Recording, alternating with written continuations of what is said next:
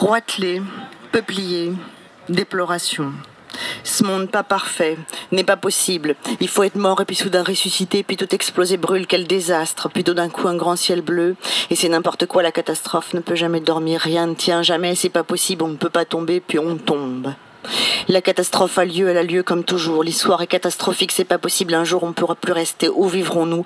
Nous vivrons quand même très occupés. On recommence toujours. Et pourquoi faisons-nous ça? L'histoire est compliquée, il n'est pas permis de comprendre. Les rois sont minuscules, il leur est pas permis de comprendre. Chacun est minuscule et chacun ne le sait pas. Nous sommes minuscules, nous ne pouvons rien. Les souverains ne peuvent rien, ils sont normaux, minuscules, simples. Ils portent des chaussons. On recommence toujours un petit feu qui nous occupe pour comprendre, exposé à toutes les intempéries, il s'est éteint, on recommence, il pleut, on recommence, on renouvelle le feu, on est très occupé, on recommence toujours, le feu éteint, vous cassez toujours tout, c'est l'habitude, on recommence toujours, on a inventé des fusils de mieux en mieux, l'empereur est tout petit, de loin ça fait grand, mais c'est petit, de près c'est un petit empereur, comme un petit jockey, il a beaucoup de chevaux, les fusils font de grands nuages blancs de fumée, à chaque fois le champ de bataille est tout troublé, on n'y voit rien du tout, on tire quand même, il faut dire un peu au hasard, puis on a inventé les fusils qui ne font pas de fumée, comme c'est clair tout d'un coup, le petit empereur fait de la grande peinture. On est très occupé, on travaille, le monde n'est pas possible, il vit quand même, il meurt aussi quand même.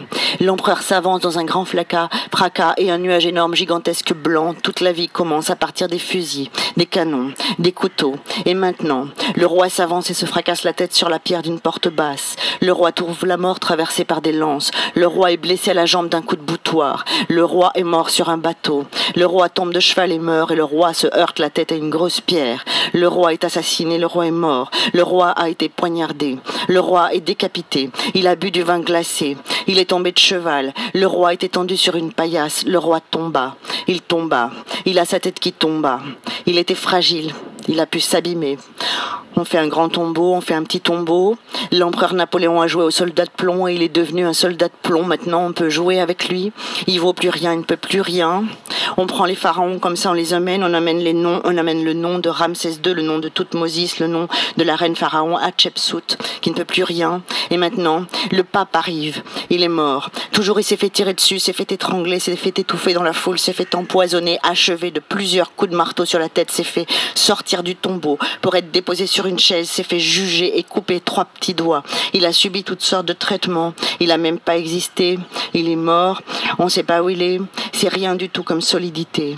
Pourtant, il revient toujours, il en revient toujours, il se fera tirer dessus, enfermé, étranglé plus tard un jour, parce que on est tout petit dans l'histoire, on vit une seule seconde. Il se recevra encore plusieurs coups de marteau, beaucoup de coups de marteau, et Richard, le cœur de lion, le cœur Richard, est dans une petite boîte en plomb avec de la menthe et des marguerites, ce n'est que de la poussière, ce sont 80 grammes de poussière, il fera moins de bêtises comme ça, car il tuait beaucoup, mais il ne peut plus rien faire, il n'est que de la poussière avec de l'encens, de la menthe, de la myrte, des marguerites. Il n'est plus armé, mais soudain, l'empereur arrive, il fait une grosse fumée, il précipite tous les jeunes du haut d'une falaise jusqu'en bas, on se demande bien pourquoi. Un jour ou l'autre, on envoie un drapeau blanc. Dans quel état sont les souverains? On en retrouve, c'était dans un parking de voitures. Le roi était tout tordu dans la terre, on l'a remis d'aplomb dans une boîte bien droite, on l'a retransporté comme ça avec une touffe de brindilles de bois. On lui a reposé une couronne dessus et on l'a remis dans la terre. On a rangé le roi sérieusement. On déménagera encore les 22 pharaons dans des camions dorés, on fera des tours dans les rues pendant 7 kilomètres, les camions seront en forme de barques solaires, les pharaons auront disparu depuis longtemps, c'est des pots tannés toutes noires, vides et c'est sec, il n'y a plus rien dans ce pharaon, moins il y a de pharaons, plus on fait une fête, un petit train qui passe, il n'y a plus rien dedans, il n'y a plus rien, plus de foie, plus rien, plus de cerveau, il ne peut plus réfléchir. Il y a quelque chose à la place, c'est du rembourrage, du tissu et de la sueur de bois. Il est léger comme une plume, ça pèse rien cette peau, c'est plus rien du tout, rien, dans des habits d'or très beaux. Les grands rois poussent parfois de travers comme Richard III au dos tordu. Toutankhamon, le grand Toutankhamon est laid. Le beau, le grand Akhenaton, le pharaon infirme est laid et souffre. On fait un grand tombeau, on fait une fête avec une longue promenade. Les souverains sont étonnants, on les promène toujours, on les promène avant, on les promène après. On leur pose des couronnes, on les promène dans des voitures, on leur fait traverser les rues gravement, on les pousse, ils sont malades. Celui qui a les 3 cercueils, c'est Toutankhamon. Celui qui a les 6 cercueils, c'est Napoléon. Toutankhamon, le grand Toutankhamon est malade, il a le palais fendu, la mâchoire déformée, les hanches bizarres, les rotules petites, des douleurs partout, il lui manque un orteil et il a un pied beau. De son vivant, il a des organes qui meurent sur lui. Son père, le grand Akhenaton, est malade. Ils sont malades et souffrent. Le grand roi Louis XIV a perdu tous ses cheveux. Il a un problème délicat, on le mène partout en petite voiture à bras. Ils ne sont pas bons, ils sont très mauvais de son vivant. On a retrouvé Richard III, il a la colonne déformée, une fine épée lui a traversé la tête et une hallebarde lui a découvert le cerveau. Les tsars ont des troubles psychologiques. Pierre le Grand est pâle, déformé et laid. Alexei s'est tiré une balle dans la main. Paul a un gadget à l'intérieur de la tête accroché avec une ficelle. Et si ça se casse, c'en est fini de la raison de Paul. On fait un grand tombeau pour la raison de Paul. Ivan est instable, il a frappé son fils avec un bâton pointu à la tête et il est mort. L'histoire est catastrophique. Ibrahim le Fou est fou. Charles VI a attaqué ses propres soldats et les fous, il a régulièrement des crises. Le roi Georges III a définitivement perdu la tête. L'impératrice de Chine a 2 fantômes qui la poursuivent. L'empereur Muzong a bu tout un mois entier jusqu'à devenir violent et irrationnel. Taizong est blessé, il fuit vers le sud dans une charrette tirée par un âne. Le président s'est sauvé du train en pyjama, on l'a retrouvé chez les gardes barrières. Il a pris un petit bain dans un bassin à poissons un matin, il était mort dans sa tête. Il est tombé du train dans sa tête. Un petit tombeau pour la tête et pour les autres il se tue. Yizong est blessé par un trait d'arbalète et il meurt de poison, d'un coup de couteau dans le ventre et crie « Méchant, tu m'as tué », d'un poignard, d'une lance, d'une hache, d'une bombe, d'une grenade et d'un fusil d'assaut, d'un fusil. C'est la vie comme ça, une vie par personnage, et il s'affale, comme c'est affalé, avec son corps, le bon roi Henri IV, qui n'était pas bon, pas meilleur, détesté, tous les côtés, ce roi, avec une tête, avec un chapeau de plumes, avec son corps, affalé, prenant 3 coups de couteau, avec un seul petit couteau simple pour couper les marguerites. Un roi repousse tout de suite, encore plus petit, la perte s'aggrave. Tout petit, tout à fait en haut sur la pointe et seul. Personne avec lui sur la pointe. Il va tomber, c'est possible, c'est sûr qu'il va tomber. Il n'y a pas de trou dans cette vérité. La perte n'est pas importante, on recommence. L'humanité est comme ça, on peut rien contre l'humanité qui est comme ça. Et on allume un petit feu pour recommencer. L'empereur dans son habit entre sur la plaine et soudain, rangé de choses funèbres, noires, surgit une falaise. On envoie un drapeau blanc, on refait un petit feu, puis il gèle. Le printemps est perdu. Feu, recommencer. On envoie un pigeon et il s'affale. On recommence. Il pleut des pierres, il pleut des pics et des couteaux, ils tombent. Les souverains sont fragiles, il pleut des pierres et des diamants et des pays et des montagnes et les rois tombent et nous tombons. Ils tombent pas tout seuls des couronnes sur la tête des rois, mais elles tombent avec des épées, des hallebardes, des couteaux, n'importe quoi, des pierres, des oiseaux, un panache, un pigeon, une plume, et ils tombent. Le général Boulanger, le beau général Boulanger volant tous sens et va se griller dans la lumière, il se tue. Le premier ministre Lubouai se tue. L'empereur Néron se tue. L'armée s'avance, ensuite il y a la mort. On recommence le monde pas possible. C'est pas grave, on recommence. Obscurité mise à part, on tire dans le noir, on est très occupé, on fait un petit feu, un grand feu. Que voulez-vous, c'est la pente. Pour commencer, vous êtes le petit bonhomme parfait, il vole comme les oiseaux. Prenez la tête, vous voyez, elle a une pointe de lance à l'endroit de l'œil, c'est la tête de Henri II, dont le cheval s'appelait Malheureux. Richard III, le cruel et méchant Richard III n'est qu'une petite boîte en bois, moins qu'une bête, moins qu'un homme, moins qu'un arbre, moins qu'un roseau, moins qu'une pierre, moins qu'une plume. On le promène. Les couronnes viennent pas dans les têtes des rois. Une tête de roi est normale, mais il y a certaines couronnes dans certaines têtes. On met des personnes dans des cages, on met Ezra Pound dans une cage comme ça, d'1 mètre, une cage pire que les oiseaux sans toit, allongée par terre. Dans des cages sont des personnes. Des cages sont dans des personnes, c'est ni de pire en pire et ni de mieux en mieux. Une cage pas bien dans un camp fautif. Que faisons-nous? On allume un petit feu pour sortir, un petit feu pour rentrer, un petit feu pour rester. Avant le coup de canon, le coup de fusil. On va plus savoir à la fin qui est tué. On pourra plus tuer. Il faut pas tuer parce que sinon vous n'aurez plus rien à tuer. L'histoire est catastrophique. Le monde pas parfait déploie ces mondes pas parfaits. On ne pourra pas sortir, on ne pourra pas rentrer. Et les souverains sont fragiles aussi, peut-on les casser? L'empereur Justinien a attrapé la peste. Soudain la peste. La variole, le choléra, la rage, la peste. Les renards, les rats dans les rues. Rats noirs, rats morts, trouvés, allongés, par terre, ramassés, dégagés, chaussés, lavés, écrire prière.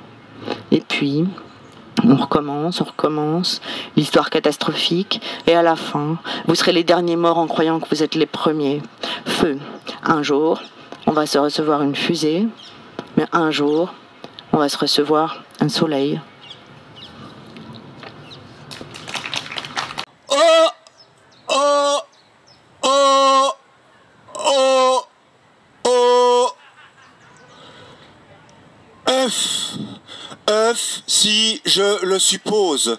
œuf, si je le pose, il ne se tient pas, il ne tient pas en l'air. Oh, dessine le son qui sort des lèvres qui font un O d'étonnement. Mais l'œuf n'a qu'approximativement la forme d'un O. Il a la forme d'un O dont le O pointerait vers le zéro. Oh! Un œuf pointe. Il est orienté dans l'oviducte. Il est tourné vers le ciel. C'est un projectile. Il semble destiné à voyager dans l'espace. Une pierre passe. La poule se souvient de la pierre. Elle pond un œuf. L'œuf est conçu pour voler. C'est un abri suffisamment fracturable. C'est une pierre fragile. Un œuf est fin, nu, mat, lisse et légèrement rêche. Un œuf est rempli du corps vivant liquide. œuf est transpercé, œuf est net, œuf sans eau fait feu à l'envers, mais il n'y a pas d'eau en feu, c'est la limite. Pluie éphémère, il y a les étoiles et il y a l'eau liquide. Oh! Eau est anémone, méduse a des ocelles, l'origine du monde a la forme de l'eau. Eau, d'or, il hante la surface de nombreux sons, il en approfondit l'horizon. Dans un ballon qui gonfle, mou relativement malléable, il y a un son, le son eau qui s'enveloppe. Oh! L'œil fait comme un œuf presque rond. L'œil fait comme un œuf presque rond qui durcit sous la paupière. L'œil dure, l'œil grossit, l'œil fait comme une boule sous la paupière. Une boule dure qui dure et qui durcit encore, qui grossit à vue d'œil, qui gonfle la membrane, qui prend son envol. Un œuf vole, deux yeux, l'œuf, l'œil dur comme un œuf, qui grossit tant qu'il finit par tomber, et qui roule, l'œil dur, l'œil tombe, l'œil roule, et une main coupée toujours, court après lui. Un jour la main finira par marcher, les mains finissent toujours par marcher. Oh! Puis la cellule se scinde.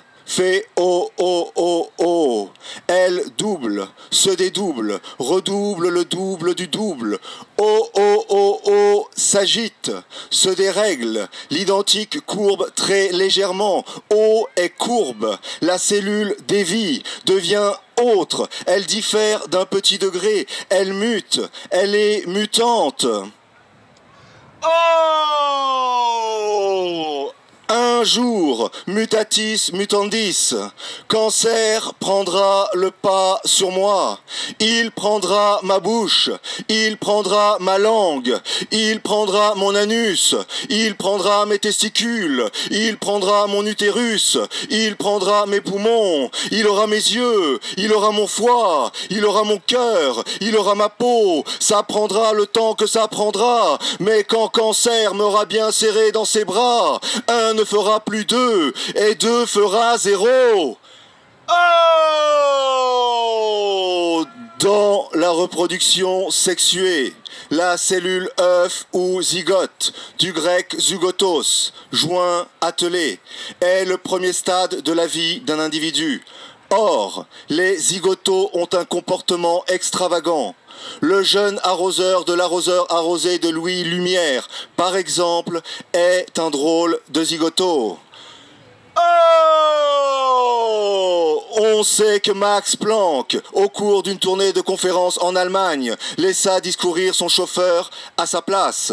Max Planck était-il un zigoto? Max Planck était allemand. Max Planck était musicien. Comme tous les Allemands, Max Planck hésitait entre la musique et la physique et la métaphysique. Un jour, Max Planck rencontra l'objet idéal des corps noirs. Pour comprendre le spectre de rayonnement des corps noirs, Max Planck forma l'hypothèse que toute modification se fait par saut. Oh, l'œuf du jour, l'œuf biologique, l'œuf fossile, l'œuf précieux, l'œuf mécanique, l'œuf philosophal, l'œuf métaphysique, le mystère de l'œuf et l'œuf de la fin des temps. Oh, un œuf sans l'œuf comme l'océan à marée basse, mais les poissons aussi sentent comme des sexes. Dans la parodie de film Catastrophe, y a-t-il un pilote dans l'avion? Les passagers qui ont consommé du poisson se mettent subitement à pondre des œufs par la bouche. La bouche remplit alors l'office de l'oviducte. L'orifice de la bouche est alors rempli de l'œuf. La bouche prend alors la forme de l'œuf, car elle est remplie tout entière, car elle est grosse de l'œuf. Les lèvres restent alors serrées, les joues sont renflées, toute la bouche alors s'arrondit puis s'ouvre.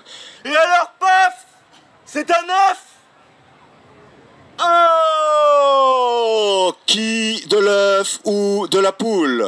De la grenouille ou du bœuf? Des puces ou bien des extraterrestres? Des anges ou des morts? Du soleil ou de l'eau? De la bouche ou de l'œil? Oh! Un œuf tout neuf est unique et parfait, neuf comme un œuf, tombé du ciel comme un œuf pur, aérien, terrestre, encore chaud d'avoir traversé les couches d'atmosphère entraînées par son poids, un œuf cru, chu, intouché et incassé, qui refroidit sous la glaire, l'œuf du nombril de l'univers, l'œuf en rotation, en formation, en son centre, en expansion, l'œuf du sexe. Oh! Il y a un jour et il y a une nuit. La nuit continue le jour. L'un passe dans l'autre par l'ouverture dans la limite. Le jour, à moitié nuit. La nuit, ôté du jour, ôté de la nuit qui le continue. Le jour est dans la nuit comme la nuit dans le jour. La source étant noire. Oh! Eau noire, la nuit des eaux, des plages, des neiges, des bois, des forêts, des plaines, des montagnes, des nuages, des airs. Eau noire, la nuit des campagnes, des villes, des fêtes, des bivouacs, des cinémas. Eau noire, la nuit du lit, de la grotte, de l'arbre, du tombeau, de la nuit. Eau noire, la nuit des morts vivants, des vampires, des étoiles, des mondes, des soucoupes volantes, des robots. Eau noire, la nuit des éphémères, des araignées, des vers, des taupes, des louves, des éléphantes, des baleines, des oiseaux. La nuit des nouveau-nés. Voilà. Permet. Donc une première partie assez brève où je vais lire sur assiette de pique-nique. Et une seconde partie où j'aurai besoin de votre contribution, au moins 3 personnes. Donc préparez-vous psychologiquement si des gens auront envie de rejoindre le tapis pour activer Pickpocknick Bloodyland. Donc si vous ne connaissez pas ce dispositif, on verra après.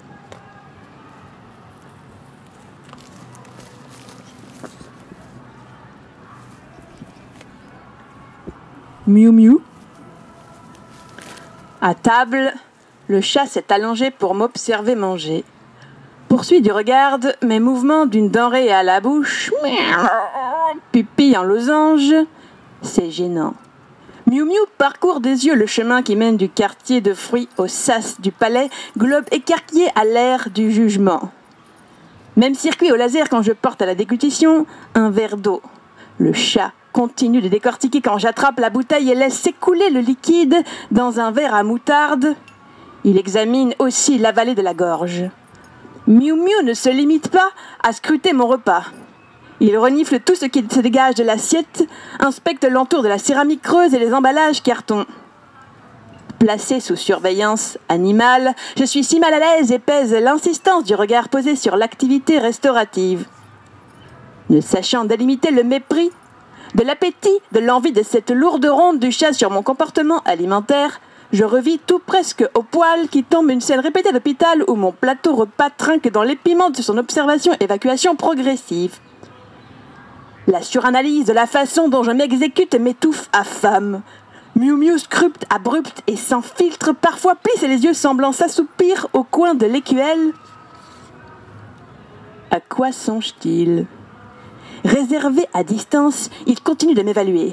Chaque once audible rappelle à la vigilance, à l'attentivité de ma scène déjeuner. J'hésite, ralentis, me fais plus sourde, moins gestuelle et fuyante.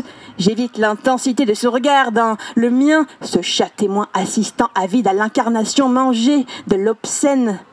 Tortilla à miaule entre sidération et écœurement. À l'heure où mes joues mâchent le félin, a-t-il faim ou bien déjà lapé? Me considère-t-il avec toute l'indécence de la baffre?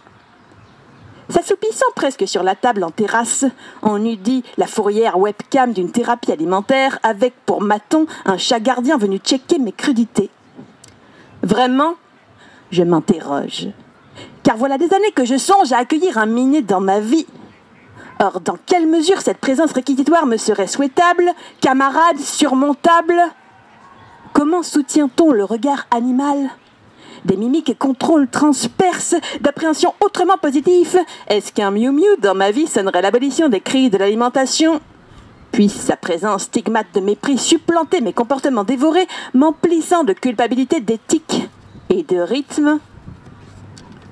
Greffé au sein modèle des bouchers de chats, nul ne le sache. Je pourrais tout aussi bien pâtir d'un tribunal félin défrayant publiquement quelques 20 années de ma vie déglutie, puis qui sait si saoule d'émotions et d'affinités intimes envers les bêtes dès lors qu'elles m'assimilent, je ne ressombrerai pas, bouffé par l'invétéré spectateur en boule de mes bassesses à la trachée, dans une anorexie restrictive de moustaches.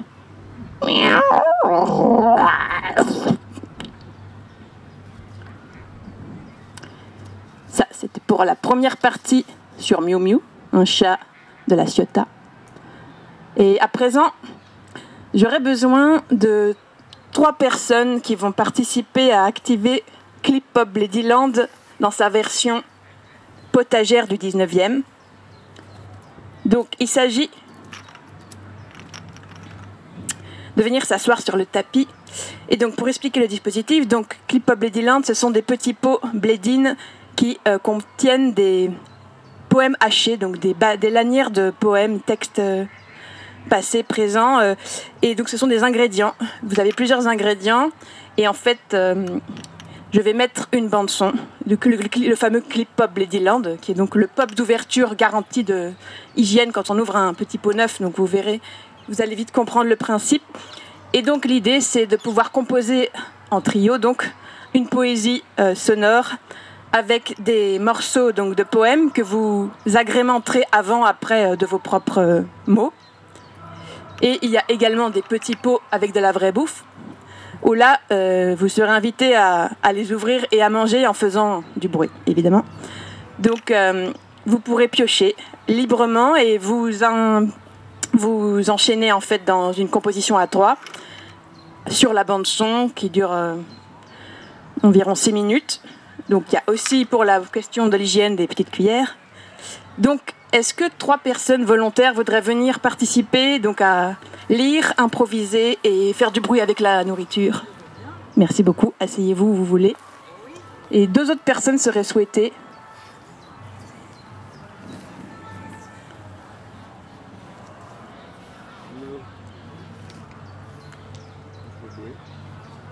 Des femmes.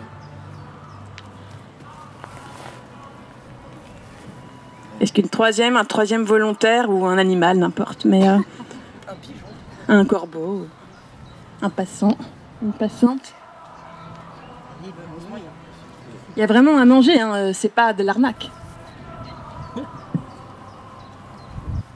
Donc une fois que vous avez lu un pot typo, vous le remettez comme ça, ils vont être réutilisés, il y aura une forme de... Faut que vous soyez pas trop loin des pots, mais... Et comme ça, les pots vont peut-être se répéter aussi dans une forme très lyrique. Je mettrai le micro près pour qu'on entende. Donc, est-ce que vous avez des questions? Vous avez à peu près compris le principe? Oui, en fait, on lit de manière aléatoire dans le pot. Soit vous faites une boucle si c'est plus simple, sinon de manière instinctive. Et vous ajoutez, vous enlevez, vous mangez. Oui, ou peut-être je le mets près de vous si c'est plus simple, si vous avez déjà les mains occupées. Je vous donne aussi une cuillère. Si... Alors on commence. Je vais lancer la bande son. Ouais. Hop. Ça c'est pour goûter les pots qui contiennent de la nourriture. Et donc je vais lancer la bande et essayer de ne pas faire de l'arsène.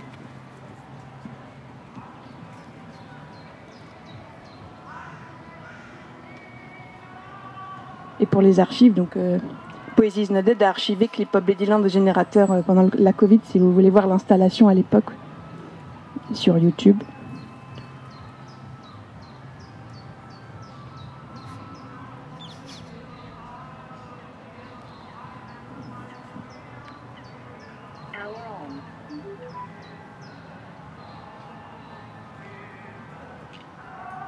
Connected.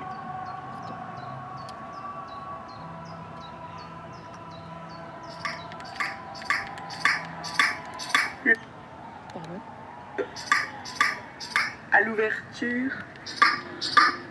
est notre garantie. Est notre garantie. Le est notre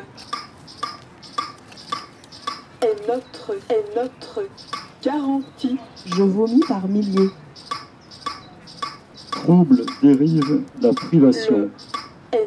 Notre Meuble à tiroir. Vous pouvez ajouter du texte avant, après.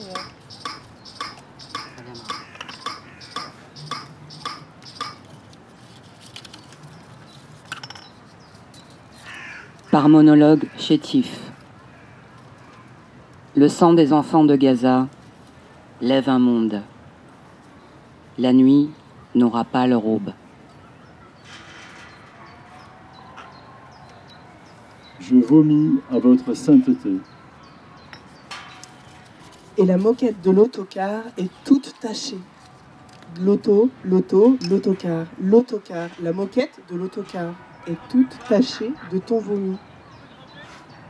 Le vomi de l'autocar éradique l'épiderme épais, poule palpable. La nuit n'aura pas leur aube, la nuit n'aura pas leurs paupières. J'apprends au fil des lents à corniche, corniche, cornichon, cornichon, corniche, corniche, cornichon. J'apprends à fil des lents à cornichon. Les cornichons à sang froid, sans chair, amorphes se cornichonnent secs. La nuit n'aura pas leur aube. L'arrivée, la virer, la virer dans le cloud. Dans le cloud, nous sommes tout un tas de nuages cloudés et nous virons sans cesse.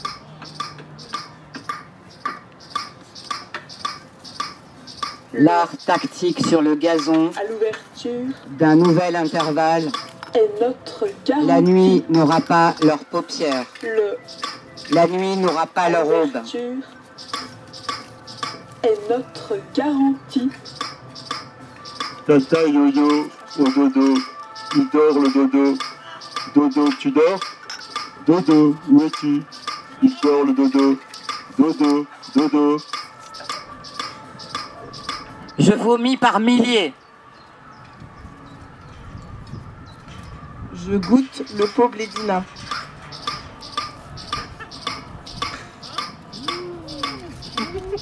Coucou. Coucou, c'est moi le dodo. sans froid, sans chair, amorphe. Coucou, c'est moi le dodo. Amorphe tout ramolli. Le à l'ouverture C'est bien comme ça. est notre garantie. Je goûte les petits pois du dodo.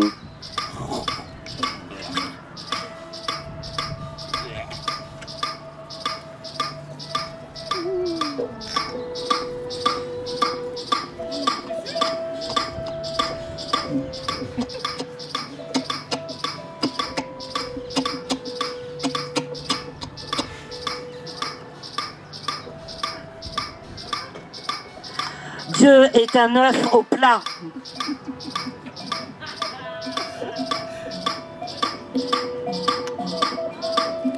Le à l'ouverture est notre garantie.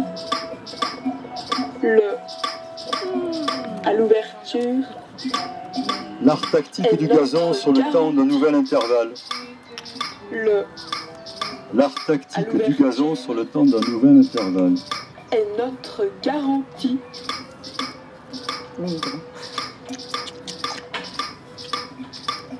Ça ira bien comme ça.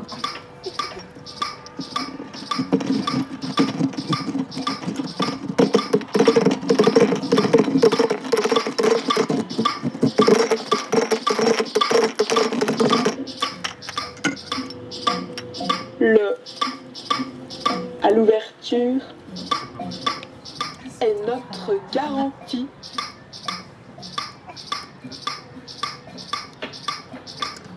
Prenez et mangez-en tous.